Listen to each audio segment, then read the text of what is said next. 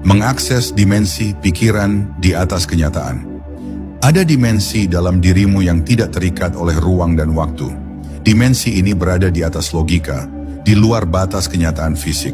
Dan hanya dengan memasuki dimensi inilah, teknik visualisasi bekerja dengan kekuatan yang menyerupai sihir. Karena kenyataan yang kamu alami hari ini bukanlah puncak dari keberadaanmu. Ia hanya hasil pantulan dari apa yang kamu izinkan untuk terjadi di dalam pikiranmu. Ketika kamu mengakses dimensi pikiran yang lebih tinggi, kamu tidak lagi menjadi penonton, kamu menjadi arsitek. Di dunia luar, kamu mungkin dibatasi oleh aturan, oleh keadaan, oleh orang lain. Tapi di dunia dalam, tidak ada batas. Kamu bisa membayangkan terbang, berada di tempat yang belum pernah kamu datangi, berbicara dengan siapapun, bahkan menyentuh masa depan. Itulah mengapa teknik ini disembunyikan. Karena saat seseorang benar-benar menyadari bahwa ia bisa hidup dari dalam keluar, maka tidak ada yang bisa menghentikannya lagi. Dunia fisik hanyalah hasil akhirnya, bukan tempat awalnya. Untuk memasuki dimensi pikiran di atas kenyataan, kamu harus memperlambat segalanya. Tarik napas dalam, biarkan pikiranmu tenang, lalu bayangkan dirimu melampaui tubuhmu, naik, ringan, bebas. Rasakan bahwa kamu tidak lagi dibatasi oleh tempatmu sekarang.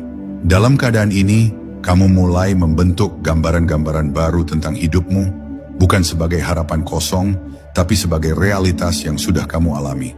Bukan akan terjadi, tapi sedang terjadi sekarang. Pikiran manusia adalah alat multidimensional.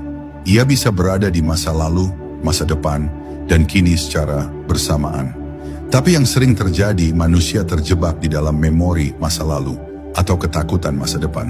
Teknik visualisasi rahasia ini mengajarkan untuk mengarahkan pikiran ke dalam realitas tertinggi. Dimensi di mana segala kemungkinan tersedia.